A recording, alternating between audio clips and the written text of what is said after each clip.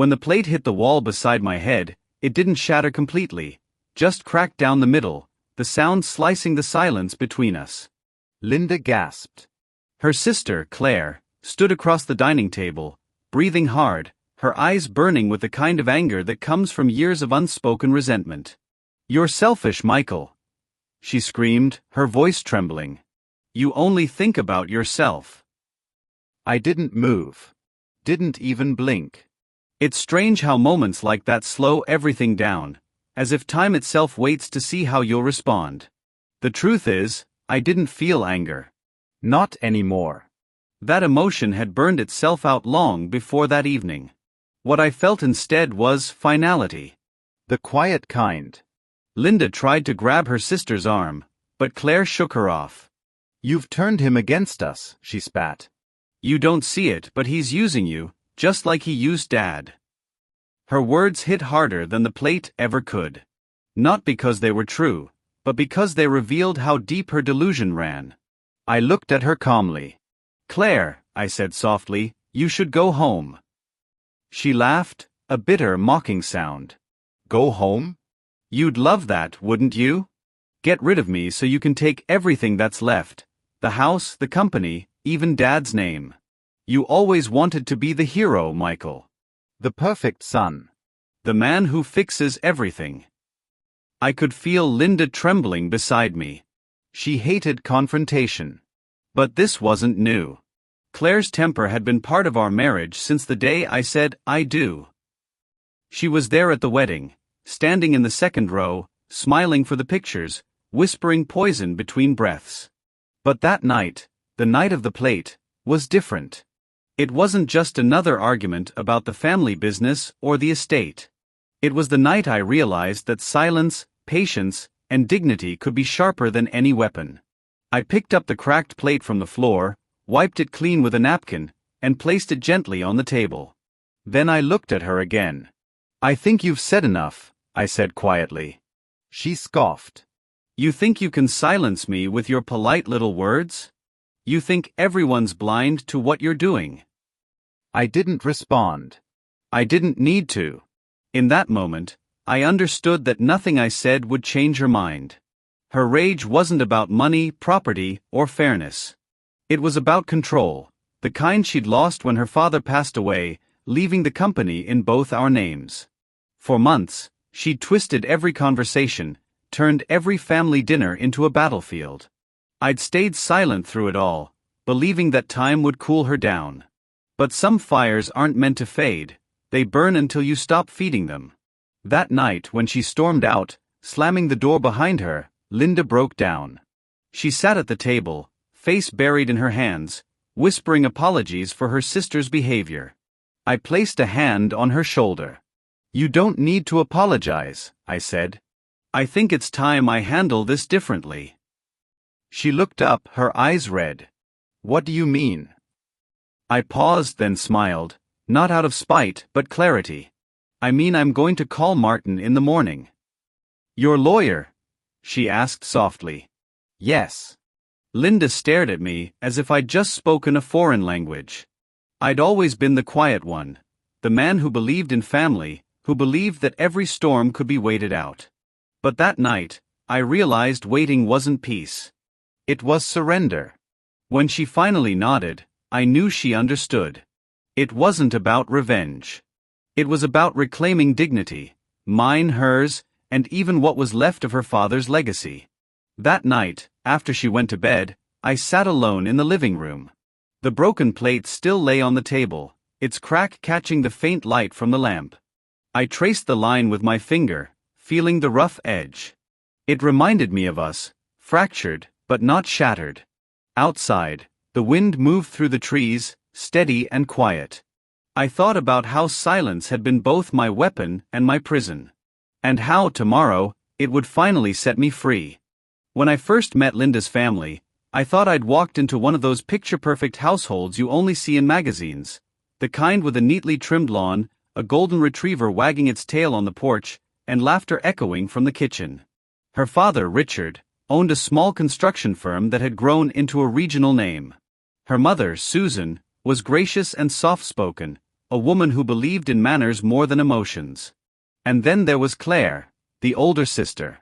From the very beginning, Claire made it clear that I was an outsider. She didn't say it directly, of course. She was far too polished for that. But there were moments, long pauses after my jokes, a slight narrowing of the eyes when Linda reached for my hand, questions framed as compliments. "You're in finance, right?" she asked me during my first family dinner. Interesting field. "I guess people skills aren't really a requirement there." I smiled. "They're actually essential," I said. She tilted her head, pretending to think. "I suppose that depends on what kind of people you're dealing with." Linda laughed nervously and changed the subject. I let it slide. Back then, I thought it was just the normal tension between siblings, the kind of testing that fades once trust is built. But with Claire, trust was never an option. Still, I married Linda a year later, under a sky so clear it felt like a promise. Claire stood beside her, holding the bouquet, smiling for the camera, though even in those photos, if you look closely, you can see something in her eyes. Not sadness. Not jealousy exactly. Something sharper. After the wedding, Linda and I moved into a modest house in the suburbs, just outside Seattle. I loved it, the quiet mornings, the smell of coffee, the way Linda hummed while making breakfast. For the first few months, life was simple, peaceful. Then her father got sick. It started with fatigue, then more serious symptoms. Within a year, he was gone, leaving behind not just a grieving family, but a company that had been his pride for 30 years. That's when the cracks began to show. Richard had trusted me. Before his passing, he'd asked me to help oversee the company's financial restructuring. He said he valued my judgment, that I understood people, not just numbers. I accepted, thinking I was honoring him. But when the will was read, Claire's composure broke for the first time.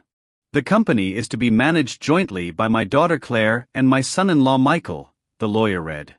I can still hear the sound of her sharp inhale, like air catching in her throat.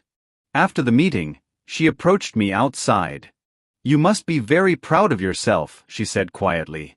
"I didn't ask for this," I replied. "Of course you didn't," she said with a cold smile. "People like you never have to ask." I didn't understand what she meant then. But over time, I did. Claire had always seen the company as her inheritance, her father's validation, her place in the world. And now, suddenly, half of that power rested in the hands of a man she barely tolerated. At first, I tried to work with her. I scheduled meetings, shared reports, asked for her input. Every idea I brought forward, she questioned. Every proposal I made, she delayed. Yet when things went wrong, even when she'd made the call, she found a way to point the finger at me. It wasn't about performance. It was about presence. She couldn't stand that I existed in the same space where she wanted complete control. Linda, caught between us, tried to keep peace. "She's just adjusting," she'd say, placing a hand on my arm. Dad was everything to her. "She'll come around." I wanted to believe that. I truly did. But Claire didn't come around. She circled instead, watching, waiting, finding new ways to remind me that I didn't belong. She'd drop by our house unannounced, criticize how we ran our home, make small remarks that cut deeper than they sounded. "Linda, you've gained a little weight," she'd say, smiling sweetly. "Michael must be keeping you too busy." Or, "This furniture is nice, though a little modest for someone who runs a company, don't you think?" I learned to ignore her. I learned to stay calm. That's what Linda loved about me, my steadiness, my patience. But patience, I would later learn, is only virtuous when it protects your peace, not when it feeds someone else's cruelty.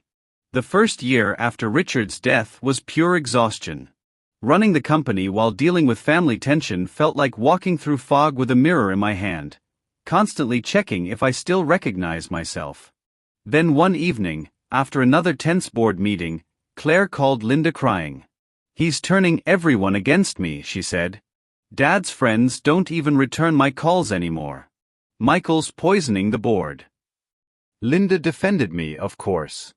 But the seeds were planted. That's what Claire was good at, planting doubts and letting them grow in silence. The next day, she showed up at our home with papers. "These need your signature," she said coldly. I skimmed through them, adjustments to the company's financial allocations. I pointed out an error in one of the sections. "This reallocation moves funds from our employee pension," I said. "That's not acceptable." She narrowed her eyes. "You're questioning my decision?" "I'm protecting the company," I said simply. She leaned closer. "You mean protecting yourself?" That was Claire. She could twist sunlight into shadow with a single phrase. Over time, her anger stopped being about the company. It became personal. Family dinners grew tense.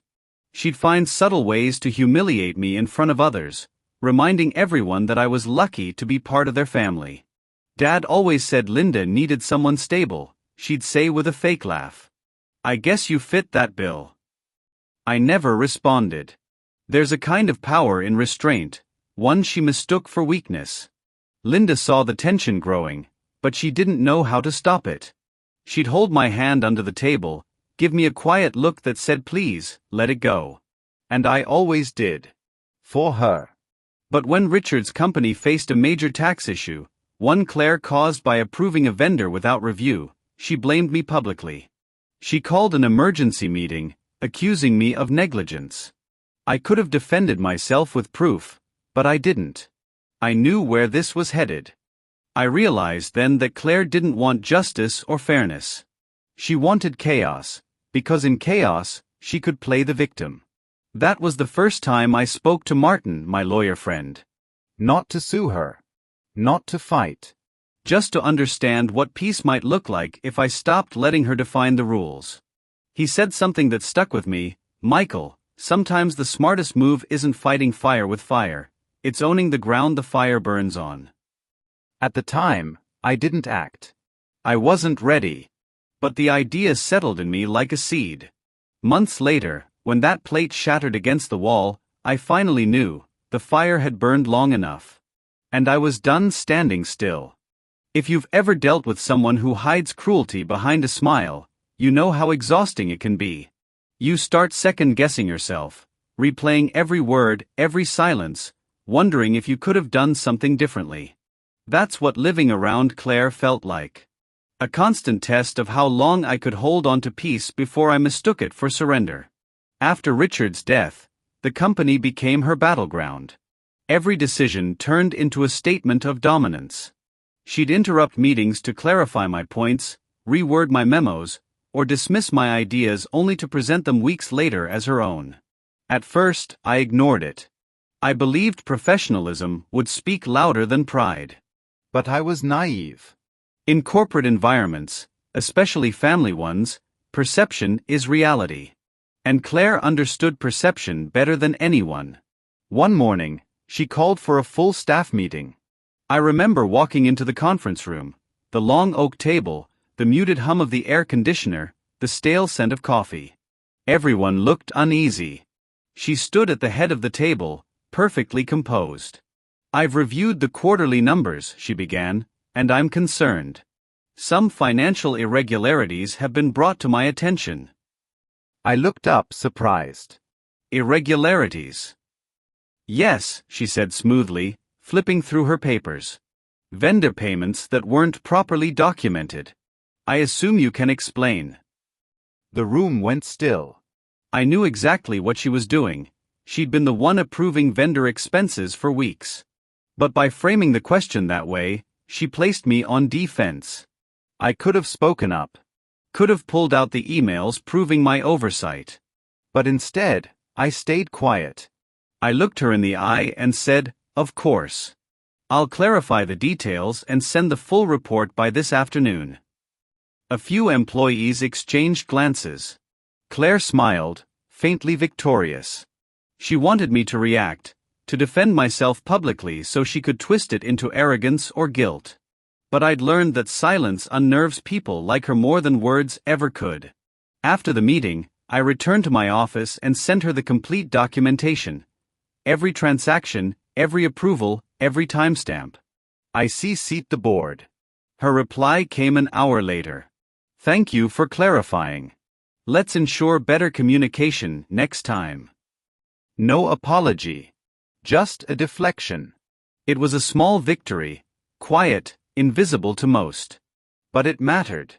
It reminded me that calmness isn't passivity, it's preparation. Still, her games continued. A week later, she called Linda. I heard the conversation from the kitchen. He's changing, she told her. Ever since Dad died, he's different. Cold. Controlling. You need to be careful, Linda. Linda defended me, but I could tell it shook her.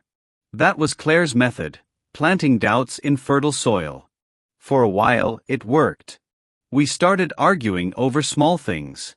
Her visits became longer, her influence heavier.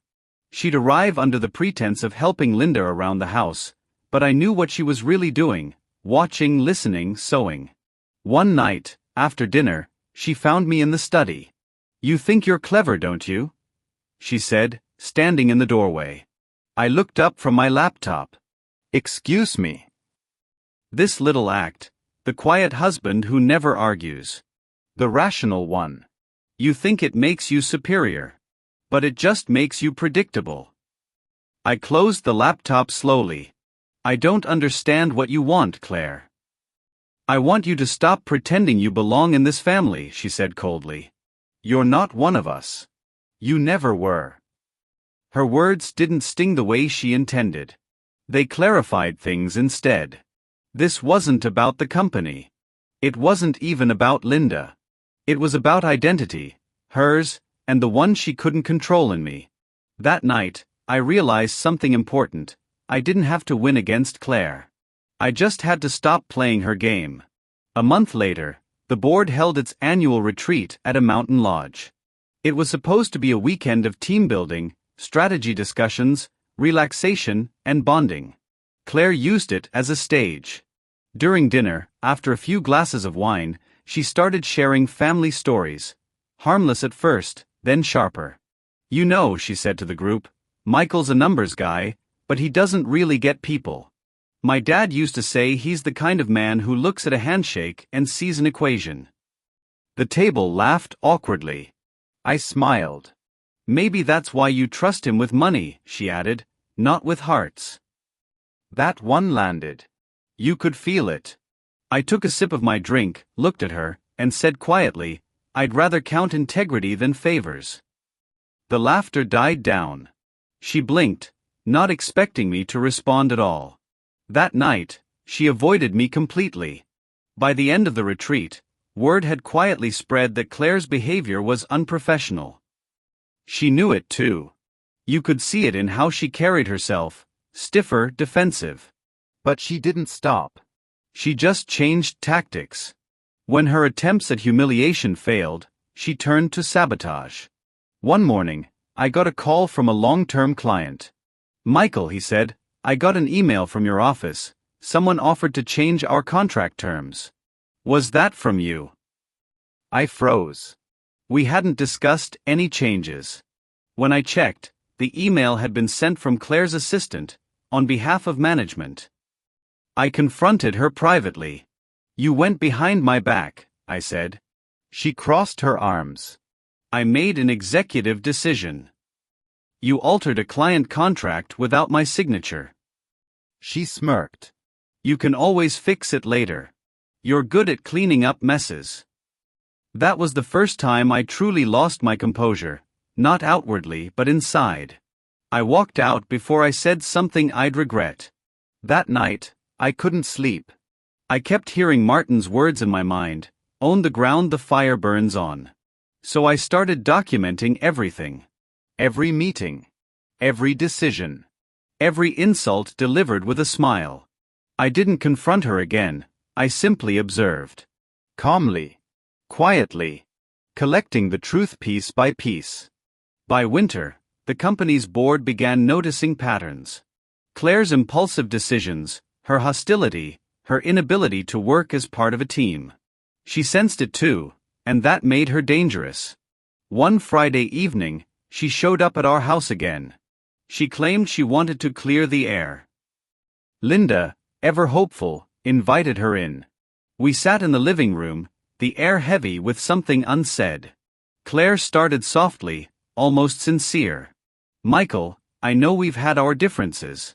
But I think we both want what's best for the company. I'd like to believe that, I said. She nodded, her tone calm. Too calm. Then maybe we should make some changes. You could step back a little. Let me handle the executive side. You can keep your title, of course. Just less involvement. Linda frowned. Claire. It's just a suggestion, Claire interrupted. I think it would make things smoother. People feel uncomfortable around Michael. That word, uncomfortable, was her favorite weapon. It turned opinion into evidence. I leaned back and looked at her. You're asking me to stay quiet while you run things your way. I'm asking you to know your place, she said flatly. Linda gasped, but I stayed calm. I looked her in the eye and said, Thank you for being honest, Claire. You've helped me make my decision.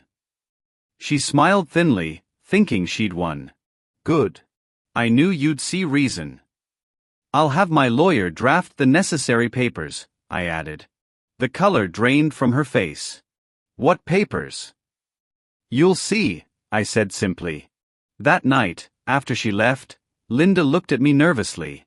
Michael, what are you planning? I took her hand. Nothing cruel. Nothing loud. Just fairness. In the following weeks, I met with Martin again. We went over the company's structure, my rights, and the legal boundaries that Claire had crossed.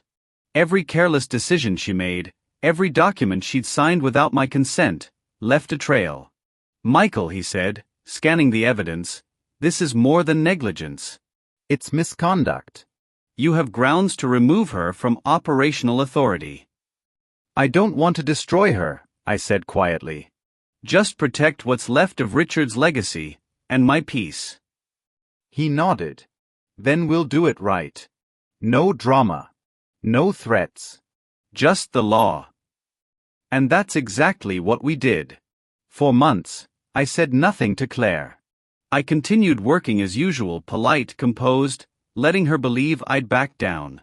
Behind the scenes, Martin filed every motion, built every case, and prepared every document. It was slow. Painfully slow. But I'd learned patience the hard way, and now it was working for me, not against me.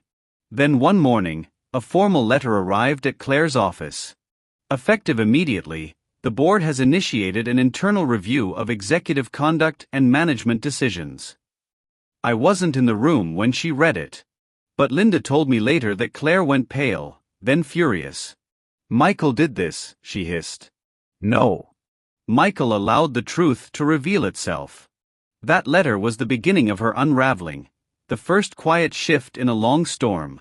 But that, as I would learn, was only the start of how justice finds its way back. Not with rage, not with revenge, but with reason. I remember the morning that changed everything. Not because it was loud, but because it was silent. It was the kind of silence that carries weight, like the air right before a storm. Linda had left early to visit her sister, Emily. I knew she'd be gone for hours. I didn't say anything. I just nodded, kissed her forehead, and watched her drive away. For weeks, I'd been gathering my thoughts, and quietly my evidence. After the plate incident, I'd realized something painful but necessary. I couldn't win this by emotion. Emily thrived on chaos. She wanted a reaction, a confrontation, something to twist into proof that I was the selfish man she believed me to be. So I chose silence and patience. I reached out to my lawyer, a man named Richard Hale. Richard wasn't just a lawyer, he was an old friend from college. Calm, calculated, and discreet. When I told him what was happening, the insults, the manipulations, the growing interference from Emily, he leaned back in his chair and said something that stuck with me. Michael, revenge doesn't have to look like war. Sometimes, it's as quiet as a signature on the right page. That day, I made a decision. I wouldn't let anger write my story. I'd let strategy do it. The first step, boundaries in ink. The next week, I met with Richard again. Together, we reviewed all the property titles, joint accounts, and ownership documents. I'd inherited a small house from my father years before Linda and I married. I'd kept it as a rental property. Richard advised me to transfer ownership into a trust, one that couldn't be touched or claimed in any future disputes. Not because I didn't trust Linda, but because I didn't trust the influence Emily had over her. "You're not protecting this from your wife," Richard said quietly. "You're protecting it from the noise around her." That line hit me deep. He was right. Emily had started whispering to Linda that everything I owned should eventually be family property, by which she meant their family, not ours. Once the trust was established, I moved methodically, almost clinically, to create boundaries that Emily could no longer cross. I adjusted joint accounts so that my salary went into a private account, still accessible to Linda for household needs, but protected from anyone else's hands. I changed passwords, updated legal beneficiaries, and quietly asked my accountant to prepare a will, not out of fear but clarity. All the while, I stayed calm. I didn't confront Emily, didn't argue, didn't even mention her name when Linda vented about family misunderstandings. I listened, nodded, and kept the peace. Because peace, I realized, was not weakness, it was a weapon. The second step, a trap made of truth. A few weeks later, Linda told me Emily wanted to help with some paperwork regarding our property insurance. I agreed to meet her, but this time, I invited Richard too. We sat in the living room, the same place where the plate had once shattered on the floor. Emily smiled when she saw me. "Oh, you're here too?" I thought it was just a quick signature. Richard, polite as ever, opened his folder. "It's good that Mr. Collins is here," he said. "After all, every signature has a meaning, and sometimes consequences." Emily's smile faded just slightly. She tried to explain that she was simply helping Linda manage things better. I let her talk. Every word was a thread she tied around herself. When she paused, Richard gently interjected, "Mrs. Collins, it's admirable that you care about family management, but these documents, they would transfer ownership of shared assets. That's not just management. That's control." Emily's face stiffened. "I was just trying to help." I smiled, not mockingly, but quietly. "I know," I said. "But I think we'll handle things ourselves from now on." That meeting ended with no shouting, no insults, just the calm revelation that I saw through her game. That was the moment Emily began to lose power.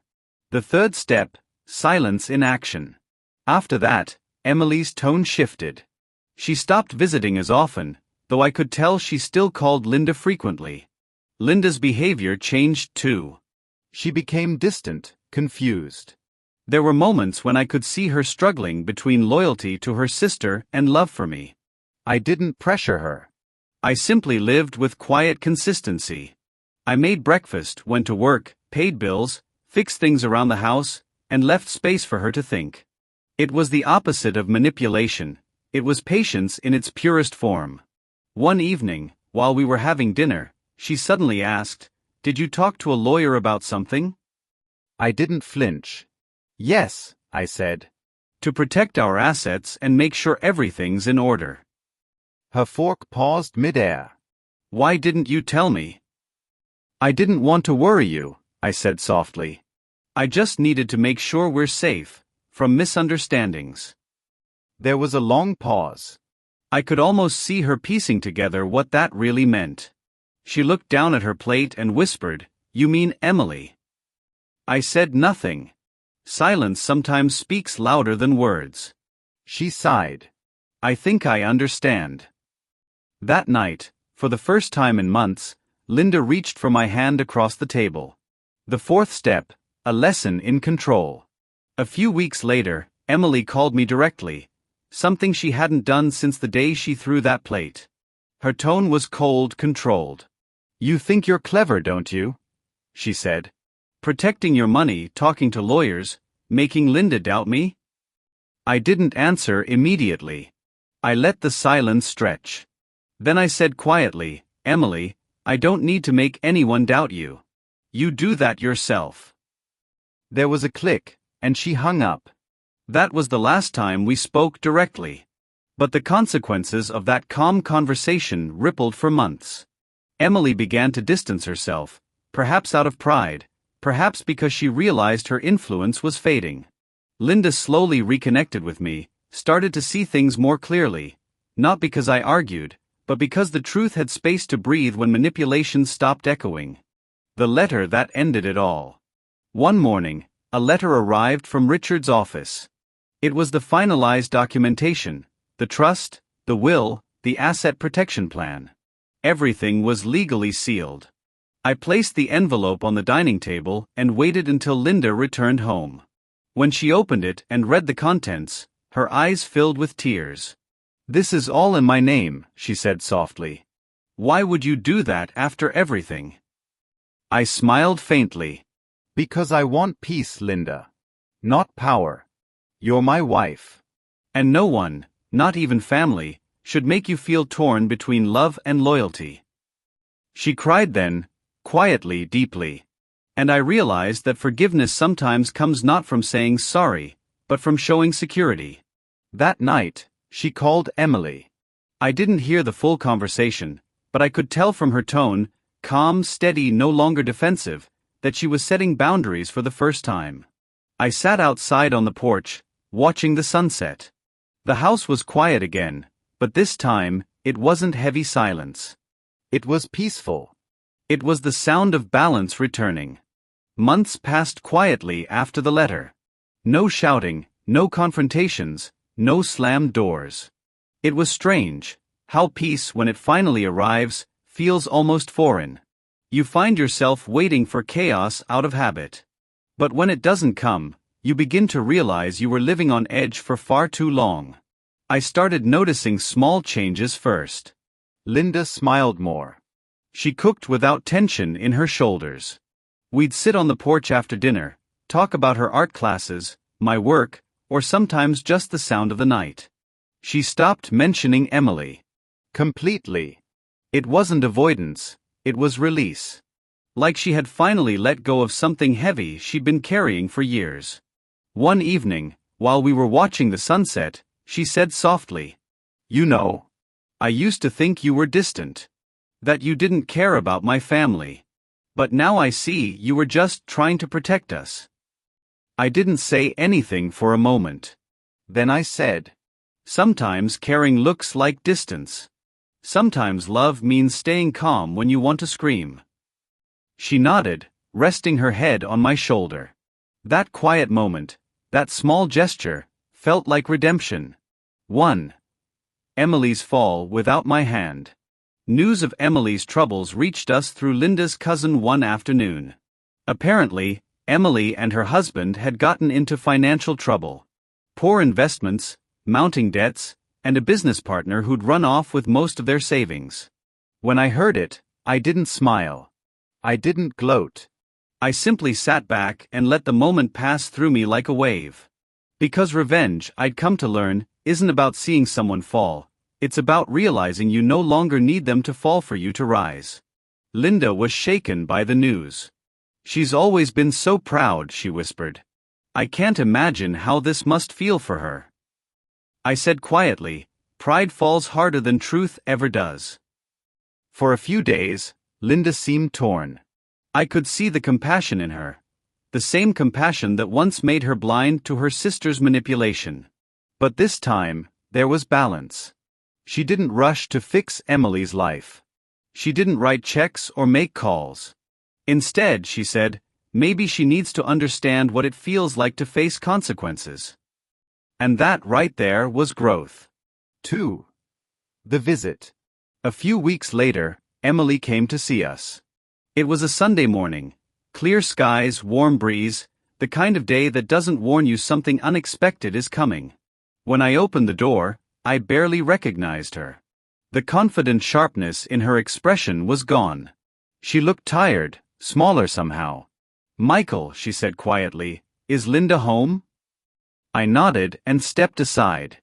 Linda appeared from the kitchen, hesitating for a moment before walking toward her sister. They stood there in silence. No hugs, no tears. Just two people standing at the edge of all the damage between them. Finally, Emily spoke. I came to apologize. Not just for the things I said, but for how I treated you both.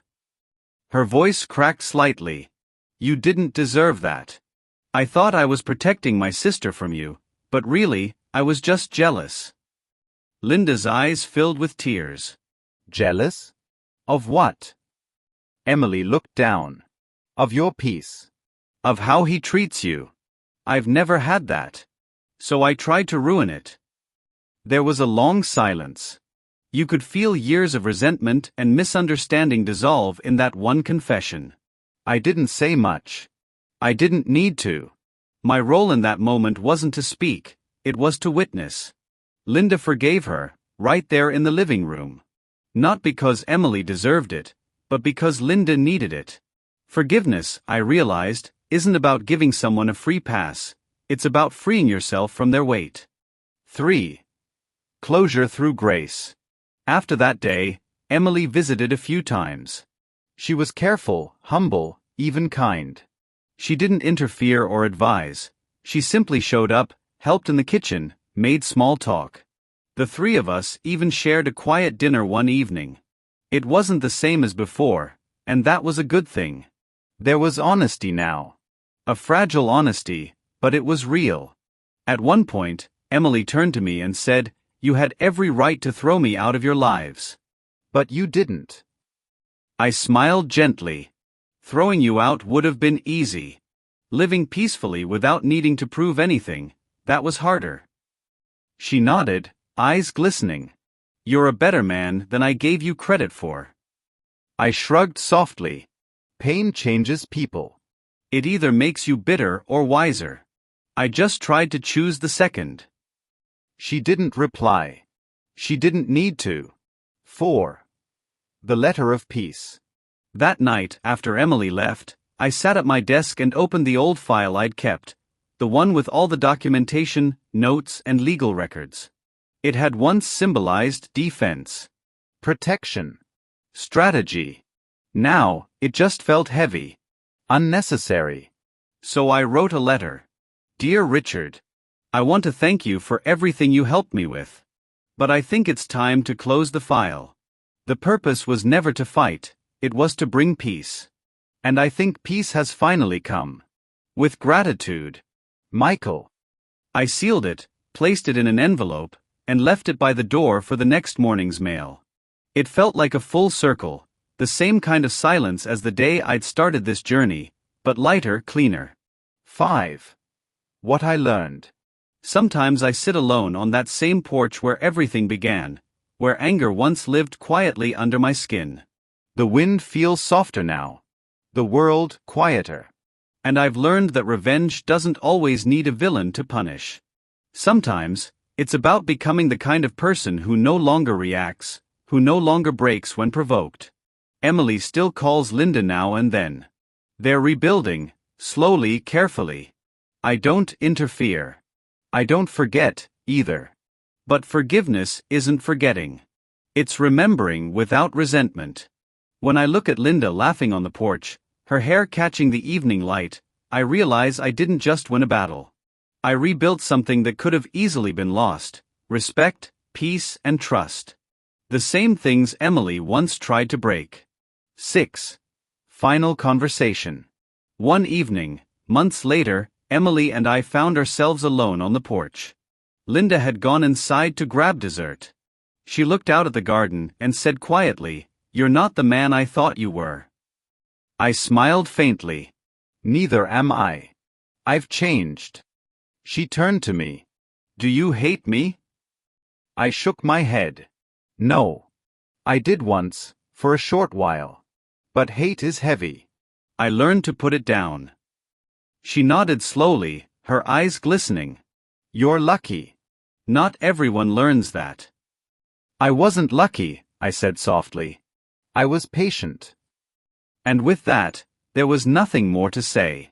That night, after everyone went to bed, I stood by the window, looking at the stars. So much had happened in that house: betrayal, anger, patience, and peace. But as I stood there, I felt no bitterness. Only calm. Sometimes justice doesn't come with punishment, it comes with understanding.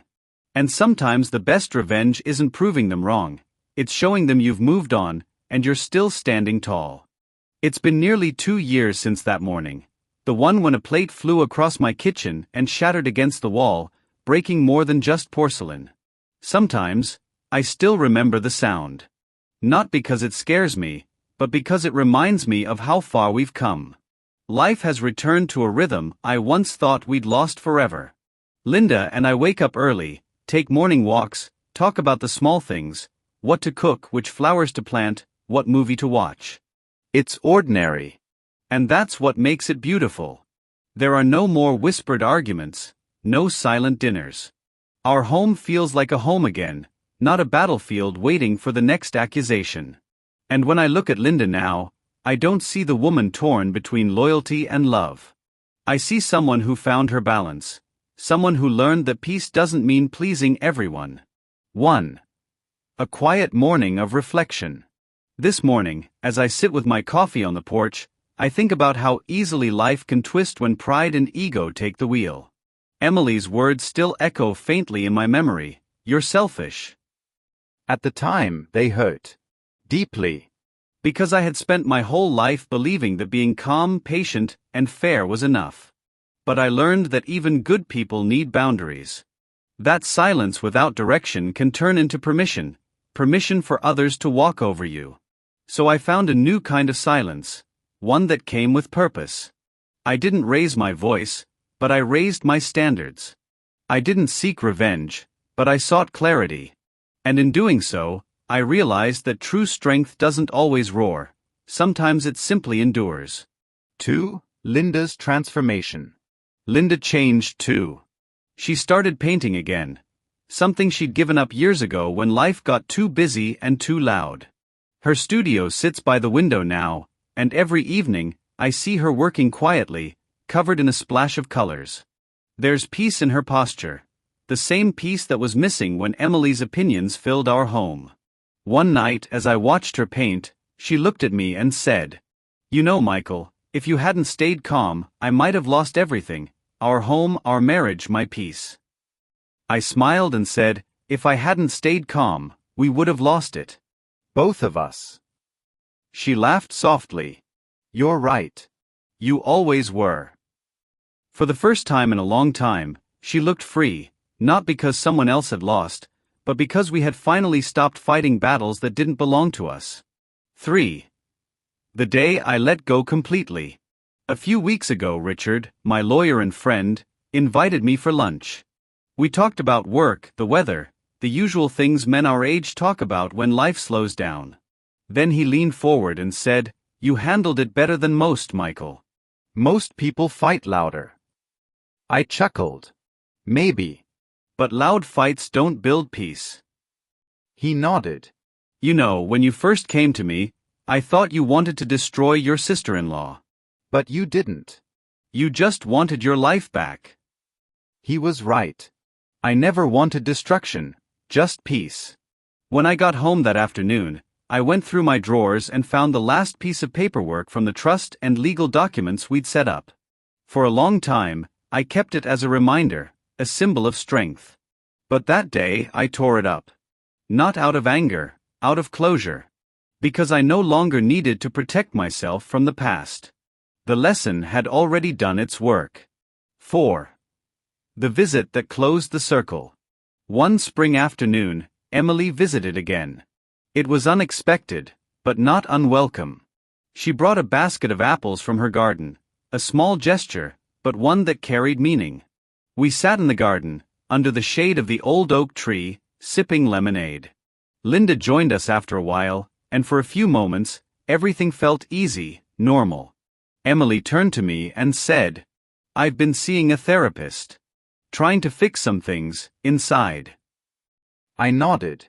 That's brave. She smiled faintly. I wish I'd done it sooner. Maybe I wouldn't have hurt the people who cared about me. I looked at her for a long moment and said, You can't change the past, Emily. But you can make sure the past doesn't keep changing you. She smiled again, eyes glistening. You always have these calm answers, don't you? I laughed quietly. Not always. I just stopped letting anger do the talking. Before she left, she said something that stayed with me. Thank you for not giving up on Linda. And for not turning her against me. You had every reason to. I simply replied, some battles aren't worth winning if they cost you your peace. When she drove away, I watched the car disappear down the road and felt something inside me settle completely. The circle had closed. 5. The lesson that remains. Looking back now, I see that everything, the insults, the manipulation, the silence, the strategy, had one purpose, to teach me that emotional strength doesn't come from control, but from restraint. Revenge doesn't need to burn. Sometimes it just needs to illuminate. Emily lost her arrogance. Linda found her independence.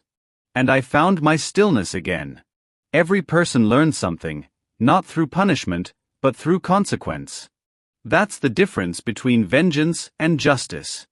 Vengeance demands pain, justice allows truth to breathe. And truth, when left alone, does its work better than any plan or speech ever could. 6. A final reflection. As I close this chapter of my life, I often think about that one word, selfish. She threw it at me like a knife, believing it would wound me. And maybe at that time, it did. But over the years, I realized something. Being selfish about your peace isn't wrong. It's necessary. Because if you don't protect your peace, someone else will use it as their playground. If you don't set boundaries, you'll drown in someone else's storm. And if you don't value your silence, others will fill it with their noise. So, yes, maybe I was selfish. But I was selfish for the right reasons. For love. For clarity. For peace.